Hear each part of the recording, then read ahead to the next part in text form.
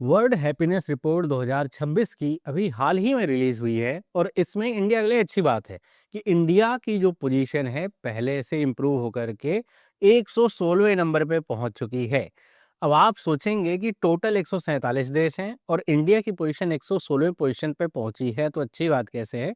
क्योंकि इंडिया की पोजीशन इससे पहले और भी ज़्यादा यहाँ पे खराब थी, तो उससे हम इम्प्रूव कर रहे हैं, तो इसलिए अच्छी बात है। और ये जो हैप्पीनेस रिपोर्ट है इसको UN international day of happiness के दिन जो है निकाला जाता है। ये टोटल 147 जो कंट्रीज उनको रैंक करती है और यहाँ पर जो रिपोर्ट है वो सिटीजन के जो सेल्फ असेस्ड लाइफ इवेल्युएशन होती हैं उसके आधार पे होती है। इस बार की जो थीम थी वो थी कि जो यहाँ पे राइजिंग ग्लोबल फोकस है यूथ के वेलबींग का, उसको लेकर के कि जो डेली हैबिट्स हैं यूथ की वो कैसे इम्पैक्ट कर रही हैं मेंटल हेल्थ को, जो डिजिटल हैबिट्स हैं, मेंटल हेल्थ है, सोशल कोहेशन है, ये सब मतलब इन सबको मिला करके ऐसा ये जो रिपोर्ट है इसको यहाँ पे फोकस करे। क्योंकि पहले की तुलना में अब जब ये रिपोर्ट जो है आना शुरू हुई थी 2011 में, 2026 से बहुत सारी चीज़ें बदल चुकी हैं, तो उन्हीं बदलावों को ये रिपोर्ट अपने साथ लेकर के चलती है। आगे हम बात करें अगर यहाँ पे कुछ की हाइलाइट्स की, तो इंडिया के बारे में तो मैंने आपको बता दिया कि इंडिया की जो रैंक है वो 116 नंबर पे पहुँच चुकी है। 2025 में ये रैंक 118 थी और 2023 में ये रैंक 126 थी। तो आप ये देखेंगे कि अगर आप 2023 से कंपेयर करें तो 10 रैंक का जो इंक्रीज़ है वो देखने को मिला है। वहीं पे अगर हम ग्लोबल जो लीडर है उनकी बात करें तो फ़िनलैंड लगातार 9वें साल टॉप किया है इसने। मतलब सबसे खुशहाल देश यहाँ पे या जो ऐसा देश जहाँ के नागरिक सबसे ज़्यादा खुश हैं वो फ़िनलैंड है। दूसरे नंबर पे आता है आइसलैंड, फिर आता है डेनमार्क, फिर आता है कोस्टा रिका। और कोस्टा रिका लैटिन अमेरिका की ऐसी हाईएस्ट जो कह सकते हैं रैंकिंग वाली पहली कंट्री बनी है। 5वें नंबर पे है स्वीडन। अगर हम बॉटम में चलें तो अफ़गानिस्तान को 147th नंबर मिला है। मतलब 147 देशों में जो सबसे नीचे है वो है अफ़गानिस्तान, उसके बाद सिएरा लियोन, फिर मलावी आता है। तो ये बॉटम कंट्रीज़ हैं। वहीं पे अगर हम बात करें यहाँ पे थीम की इस बार की क्या रही, तो evaluating impact specially on youth, ये इस बार की थीम रही जिसके आधार पे ये रिपोर्ट तैयार करी। और इसके साथ ये रिपोर्ट ये भी बताती है कि जो टॉप 10 कंट्रीज़ हैं उसमें एक भी कंट्री एंग्लोस्फेयर से नहीं है। मतलब जो कंट्री इंग्लिश बोलती है, जैसे यूएसए हो गया, यूके हो गया, कनाडा हो गया, ऑस्ट्रेलिया हो गया, न्यूजीलैंड हो गया, इनमें से कोई भी कंट्री टॉप 10 में नहीं है इस बार भी। तो ये बताता है इस रिपोर्ट को कि जो टॉप 10 में कंट्रीज़ हैं, नॉन इंग्लिश स्पीकिंग जो कंट्रीज़ हैं वो आती हैं। वहीं थोड़ा-सा अपना फोकस अगर हम इंडिया की तरफ शिफ्ट करें, तो इस रिपोर्ट में क्या बताया गया है?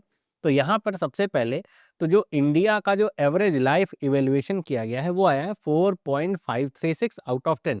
मतलब ये जो रैंकिंग है ये 0 से 10 के आधार पे होती है और यहाँ पर इस मतलब इवैल्यूएशन के आधार पे भारत को ये स्कोर मिला हुआ है। अब आपको ये भी बता दूँ 2011 से जब से ये रिपोर्ट आ रही है, भारत कभी भी 5 नहीं माप पा पाया है, ना तो इस स्कोर को क्रॉस कर पाया है। मतलब भारत का स्कोर हमेशा 5 के अंडर ही रहा है। और इसमें अगर आप एक हाइलाइट देखेंगे कि भारत की रैंकिंग सबसे ज़्यादा हाईएस्ट थी तो 94 पे थी। मतलब आप ये समझिए 100 के करीब ही रहे हैं हमेशा। और ये रैंकिंग कब की थी? ये जब इस रैंकिंग की शुरुआत हुई थी 2011 में, तब ये रैंकिंग थी। सबसे बड़ा जो डिप देखने को मिला था वो 2012 में देखने को मिला था, क्योंकि रैंकिंग फिर काफ़ी गिर गई थी। और ये जो सबसे लोएस्ट रैंकिंग आपको दिख रही है 144 की, ये है रैंकिंग 2019 की, कोविड के समय की रैंकिंग है। मतलब आप एवरेज लेकर के चलिए, भारत की रैंकिंग 124 ही रही है। सबसे बड़ा जो बिगेस्ट क्लाइंब है वो 2022 में देखने को मिला, वही कोविड का रिकवरी पीरियड था। वर्तमान रैंकिंग की बात करें तो 116 आती है। तो ये जो पूरी रिपोर्ट है ये 6 फैक्टर्स के आधार पे रैंकिंग करती है। तो भारत का जो सबसे खराब स्कोर है, अगर आप स्कोर में देखेंगे, जैसे हेल्थ, लाइफ एक्सपेक्टेंसी हो गया, फ्रीडम हो गया, जनरॉसिटी हो गया, परसेप्शन ऑफ करप्शन हो गया, तो इसमें जो इंडिया का स्कोर आपको देखने को मिलेगा वो आपका अंडर 100 है और जीडीपी पर कैपिटा भी है, ये अंडर 100 आता है। एक ऐसा स्कोर जो है सोशल सपोर्ट का, उसमें भारत की रैंकिंग 123 है। मतलब ये रैंक में भारत काफ़ी ज़्यादा पीछे हो जाता है। और अगर ये रैंक थोड़ा सुधर जाए, सोशल सपोर्ट में ये पूछा जाता है कि आप किसके ऊपर काउंट करते हैं। मतलब आपको अगर कुछ हो जाए, आपको ज़रूरत पड़े, तो आपके पीछे बैकिंग कौन है? क्या आपका कोई जानने वाला आपकी हेल्प करेगा या सरकार आपकी हेल्प के लिए उपलब्ध है? उसके आधार पे रैंकिंग होती है। तो भारत के लोगों ने सबसे ज़्यादा खराब रैंकिंग इसी में दी हुई है। तो ये आप ऐसे समझ सकते हैं। बाकी आप जीडीपी पर कैपिटा में देखेंगे तो ये क्या बताता है कि जीडीपी के पर कैपिटा के अनुसार भारत में जो रैंकिंग है 89 है, तो ये बताता है कि यहाँ पे जीडीपी तो भारत की बढ़ रही है, लेकिन जो इनकम डिस्ट्रीब्यूशन है वो इवन नहीं है, अनइवन है। मतलब जो अमीर हैं वो कुछ ज़्यादा ही अमीर हैं, गरीब कुछ ज़्यादा ही गरीब हैं। हेल्थ लाइफ एक्सपेक्टेंसी पे भारत की रैंकिंग 95 है ना? 100 के करीब ही है कि लोग यहाँ पे क्या सोचते हैं, उनकी लाइफ कितना चल सकती है, कितनी अच्छी लाइफ वो जी रहे हैं। जो हेल्थ केयर सिस्टम है वो इंडिया में कितना ज़्यादा उपलब्ध है, कितना ज़्यादा अच्छा है। फ्रीडम में भारत ने 61 यहाँ पे रैंकिंग ली है। जनरॉसिटी का मतलब डोनेशंस वगैरह कितने जो है दिए जाते हैं, वो 78 है। और परसेप्शन ऑफ करप्शन मतलब देश में फैला हुआ करप्शन का क्या हाल है, उसके आधार पर रैंकिंगें हुई है। वहीं पे अगर हम नेबरहुड कंपैरिजन को करें तो इसमें आप देखेंगे कि नेपाल और पाकिस्तान भारत से ऊपर रैंक कर रहे हैं। नेपाल 99 नंबर पे है और पाकिस्तान 104 नंबर पे है। पाकिस्तान मेरे ख्याल से कुछ ऐसी ही रैंकिंग होती हैं जिनमें नंबर 1 होता है, उसके पीछे का रीजन आप सबको लोगों को पता होता है। भारत की रैंकिंग 116 है ना? यहाँ पे ये बांग्लादेश से भारत आगे है। बांग्लादेश की रैंकिंग 127 है, श्रीलंका की रैंकिंग 134 है। इन दोनों देशों में आप समझ सकते हैं अनरेस्ट की कंडीशन बनी हुई थी पिछले कुछ समय से, तो यहाँ पे रैंकिंग थोड़ा नीचे ही है ना? आगे हम बात करें अगर यहाँ पे कि ये जो वर्ल्ड हैप्पीनेस रिपोर्ट है कौन बनाता है, तो इसको पब्लिशर इसका है university of Oxford well being research centre, Gallup और उसके साथ साथ U N H D S N United Nations sustainable development solutions network मिल करके इसको यहाँ पे बनाते हैं। इसमें जो मेथडोलॉजी यूज करी जाती है वो कैंट्रिल लैडर का प्रयोग किया जाता है। ये डॉक्टर थे कैंट्रिल, उन्होंने बनाया था। मतलब उन्होंने ये कहा था कि ऐसे अगर स्टेप्स बना दिए जाएँ या लैडर बना दी जाए और सबसे नीचे वाले स्थान को दिया जाए 0 और सबसे टॉप वाले को दिया जाए 10, और उसके बाद अगर हम सर्वे करें और लोगों से पूछें सवाल और ये कहें कि इस सर्वे के आधार पे आप कौन से लेवल पे या कौन से लैडर पे खड़ा होना चाहोगे, तो वो सर्वे आपका होता है। 0 से 10 की रैंकिंग ऐसे समझिए। तो उस मेथड का यहाँ पे प्रयोग किया जाता है सेल्फ इवैल्यूएशन का। 0 का मतलब सबसे खराब और 10 का मतलब सबसे बेस्ट। इसमें टोटल 6 जो फैक्टर हैं, मैंने आपको पहले बता रखे हैं, ये 6 फैक्टर के आधार पे टोटल ये रैंकिंग होती है। अगर हिस्टोरिकल कंटेक्स्ट की बात करें तो यूनाइटेड नेशंस का रेजोल्यूशन आया था 2011 में। उसके बाद जो ये इस तरह की वर्ल्ड हैप्पीनेस रिपोर्ट है इसको पब्लिश होना ये शुरू हुआ था। ये इसका आधार था, भूटान से इन्होंने इंस्पिरेशन ली थी। भूटान में जीएनएस निकलता है, ग्रॉस नेशनल हैप्पीनेस, उसके आधार पे इन्होंने ये नेशनल जो यहाँ पे वर्ल्ड हैप्पीनेस रिपोर्ट है इसको निकालने की शुरुआत करी थी। आगे हम बात करें अगर इम्पैक्ट और इम्पोर्टेंस की, कि अगर हम यहाँ पे जीडीपी वाला देखें, GDP to human centric growth, अगर आप केवल जीडीपी देखें, कौन से देश की जीडीपी सबसे ज़्यादा है, उसके आधार पे वहाँ के नागरिक उतने ही खुश होंगे, तो ये रिपोर्ट कहती है ऐसा नहीं है। ज़रूरी नहीं है कि किसी देश की जीडीपी ज़्यादा है या बहुत तेज़ी से बढ़ रही है, तो वहाँ पर जो लाइफ सैटिस्फैक्शन है वो भी आपकी बराबर है। इकोनॉमिक ग्रोथ लाइफ सैटिस्फैक्शन को नहीं बताता। अगर ऐसा होता तो सोचिए यूएसए, यूके ये सब देश पीछे थोड़ी ना रहते, है ना? ये तो काफ़ी आपके आगे रहते। तो ऐसे में यहाँ पर इसीलिए इस रिपोर्ट को इस 6 फैक्टर के आधार पे लिया जाता है, सिर्फ जीडीपी के आधार पे नहीं।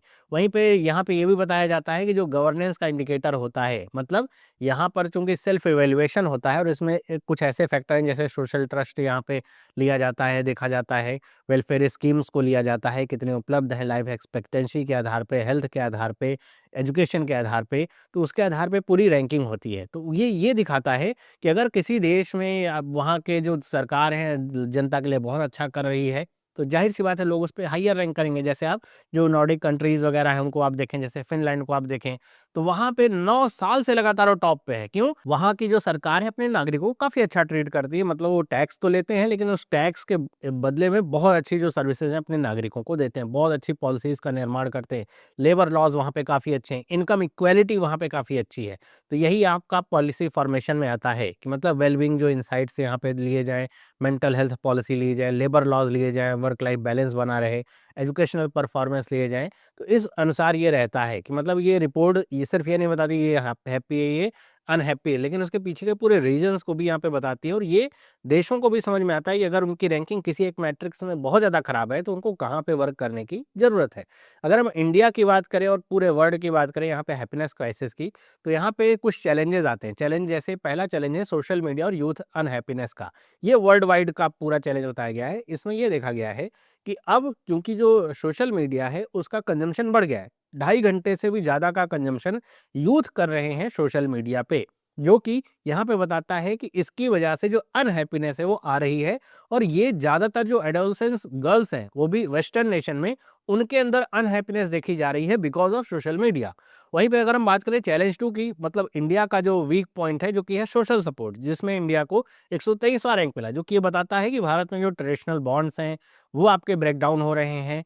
आइसोलेशन इंक्रीज़ हो रहा है, जिसकी वजह से फिर लोगों को ये लग रहा है कि अगर मुझे कल को ज़रूरत पड़ी तो मैं फिर, पहले तो लोग अलग होना चाहते हैं प्राइवेसी की वजह से, उसके बाद जब ज़रूरत पड़ती है तो फिर उनको ढूँढना पड़ता है कौन मेरी मदद करे, ऐसा होता है। और कुछ इंस्टीट्यूशनल सेफ्टी नेट्स की भी यहाँ पे लैक है कि मान लीजिए मैं बीमार हो जाऊँ, अस्पताल में चला जाऊँ, तो भाई मेरे घर का खर्च कैसे चलेगा अगर मैं घर का अकेले कमाने वाला व्यक्ति हूँ तो? उसके पीछे ही कोई बैकिंग नहीं है, तो अगर परिवार का सपोर्ट नहीं है, तो फिर कहाँ से होगा? तो वो इस तरह की कुछ चीज़ें हैं, जो कि यहाँ पे लैक करती हैं। आगे हम बात करें अगर यहाँ पे और चैलेंजेस की, तो ये वेल्थ वर्सेस वेल-बीइंग का पैराडॉक्स जो है, वो यहाँ पे आता है इंडिया के लिए। इंडिया की जीडीपी लगातार बढ़ रही है, लेकिन यहाँ पे ये भी देखा गया है, एक आती है रिपोर्ट इनकम इनइक्वालिटी को लेकर के भी वो बताती है, तो उसमें ये देखा गया है, भारत में इनकम इनइक्वालिटी काफ़ी ज़्यादा है। ऐसे में अगर इनकम इनइक्वालिटी काफ़ी ज़्यादा है, तो यहाँ पर पुअर जो है ज़्यादा पुअर हो रहे हैं, रिच ज़्यादा रिच हो रहे हैं, और जो डेली लाइफ़ का स्ट्रेस है वो आपका बढ़ रहा है। अब यहाँ पे अगर काम करना है, जीडीपी ग्रोथ से अगर केवल देखना है, तो हम ये कह सकते हैं नहीं, नहीं इंडिया में सब खुश है, लेकिन ऐसा नहीं है। तो इस वजह से यहाँ पे काम करने की ज़रूरत पड़ेगी, और यहाँ पे कुछ एल्गोरिदमिक हार्म है, प्लेटफ़ॉर्म है, सिर्फ़ इंडिया के लिए नहीं, पूरी दुनिया के लिए, कि ये जो पैसिव या विजुअल प्लेटफ़ॉर्म होते हैं, जैसे इंस्टाग्राम हो गया, टिकटॉक हो गया, इनको देख करके ख़ास तौर पे जो यूथ हैं, उनमें सोशल कंपैरिज़न की भावना बढ़ती है। मतलब उनको लगता है सामने वाले की लाइफ़ बहुत अच्छी चल रही है, उसके पास सब कुछ है, मेरे पास कुछ नहीं है। ऐसा जो कंपैरिज़न की भावना बढ़ती है ना, उसकी वजह से एंग्ज़ायटी हो रही है। मतलब जो लोगों के पास है, उसको देखते हुए वो खुश नहीं है, बल्कि जो उनके पास नहीं है, उसको जान करके वो ज़्यादा मतलब बहुत ज़्यादा अनहैप्पी वो हो रहे हैं। और ये भी उनको ये नहीं समझ में आता कि जो सामने दिख रहा है, ज़रूरी नहीं कि वो ऐसा हो भी, लेकिन वो एंग्ज़ायटी बढ़ जाती है। यहाँ पर ये भी बताया गया है, कुछ ऐसे जो ऐप्स हैं, जैसे व्हाट्सएप वगैरह हो गया, ये जो कम्युनिकेशन प्लेटफ़ॉर्म है, ये पॉज़िटिविटी बढ़ाते हैं सोशल यूटिलिटी में। मतलब ये लोगों को पास लाते हैं, लोग अपने समाधान, समस्याएँ, जैसे बहुत सारे ग्रुप्स होते हैं, ब्लड बैंक को लेकर के ग्रुप्स ऐसे बने रहते हैं कि अगर किसी को ब्लड ऐसा चाहिए, इमरजेंसी है, उसमें आप डालिए, आपकी हेल्प हो जाएगी। तो इस तरह के जो प्लेटफ़ॉर्म हैं, या फिर आप देखते हैं खोया पाया केंद्र भी व्हाट्सएप पे बहुत चलता है, तो इसकी वजह से होता क्या है कि लोग थोड़ा पॉज़िटिव रहते हैं इस तरह के प्लेटफ़ॉर्म को लेकर के। तो ये बताया गया कि इस तरह के प्लेटफ़ॉर्म से जो यहाँ पे एंग्ज़ायटी है, सोशल कंपैरिज़न बढ़ रहा है, अनहैप्पीनेस बढ़ रही है। इस तरह के जो प्लेटफ़ॉर्म हैं कम्युनिकेशन के, उनसे जो कह सकते हैं पॉज़िटिविटी है, वो बढ़ती है। आगे हम बात करें यहाँ पे वे फॉरवर्ड की, और इसका क्या कंक्लूजन निकलता है, तो यहाँ पे कंक्लूजन ये निकलता है कि जो डिजिटल स्पेस है उसको रेगुलेट करने की यहाँ पे ज़रूरत होगी। मतलब अगर हमें अपने यूथ को बहुत ज़्यादा अनहैप्पी नहीं करना है, कि कहीं के भी यूथ के लिए है, और इसी को लेकर के आप देख रहे होंगे कि ये जो 16 साल से कम के बच्चे हैं, वो सोशल मीडिया का जो उपयोग कर रहे हैं, उसके ऊपर बहुत सारे देशों ने बैन लगाया है, और ये कहा भी जा रहा है कि ज़्यादातर देश इस पे बैन लगाएँ, क्योंकि 16 साल से कम के बच्चे मोबाइल या फिर सोशल मीडिया का प्रयोग ना कर सकें, जिससे इस तरह की जो टेंडेंसी है अनहैप्पीनेस की, कंपैरिज़न की, एंग्ज़ायटी की, वो डेवलप ना हो सके, और वो उनको जो एकदम लत सी लग जाती है, वो ना लग जाए। इसके अलावा जो सोशल सिक्योरिटी है, उस पे भी काम करने की ज़रूरत है, जिसमें हेल्थ केयर आ सकता है, पेंशन स्कीम आ सकती है। मतलब लोगों को ये लगे, कोई बात नहीं, कल को मेरी अगर नौकरी चली भी जाती है, तो मुझे कुछ ना कुछ पेंशन मिल जाएगी, जिससे मेरा बुढ़ापा कट जाए, हेल्थ केयर की फैसिलिटीज़ यहाँ पे अच्छी हों। जो कम्युनिटी सपोर्ट सिस्टम है सबसे बेहतर, तो ये यहाँ पे इम्प्रूव करने की ज़रूरत है। इसके अलावा इंक्लूसिव ग्रोथ की भी ज़रूरत है। मतलब जीडीपी बढ़ रही है, लेकिन इनकम इनइक्वालिटी ना बढ़े, वो कम होनी चाहिए। जो वेल्थ है उसका इक्विटेबल डिस्ट्रीब्यूशन होना चाहिए, जॉब जो क्रिएट होनी चाहिए, जिसकी वजह से ज़्यादा लोगों के पास खुशी रहे, मतलब सुकून रहे, स्ट्रेस वो कम हो सके। तो ये थी पूरी रिपोर्ट। आई होप आपको ये चीज़ें समझ में आई होंगी। बाकी आपका क्या ओपिनियन है इसके ऊपर, आप मुझे कमेंट करके बताइएगा। वीडियो अगर आपको इन्फॉर्मेटिव लगी है तो उसे लाइक करें। इस तरह की और वीडियोस के लिए चैनल को सब्सक्राइब करें। आप हमें टेलीग्राम और इंस्टाग्राम पे भी ज्वाइन कर सकते हैं। मिलते हैं अगली वीडियो में। सभी लोगों को बाय।